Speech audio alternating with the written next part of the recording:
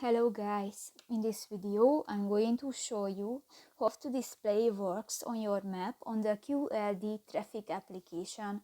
But first of all, I just want to mention, please don't forget to subscribe to our channel, because at 100,000 subscribers we are going to show you our YouTube revenue statistics and growth strategy, how to make money online. So let's jump into it. First of all, open the application on your device. This will take a 5 minutes when the application is uploading.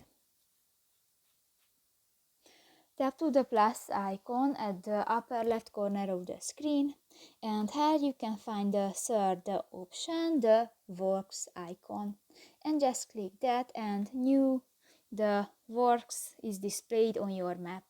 So that's pretty much it for this video guys. See you in the next one. Bye bye.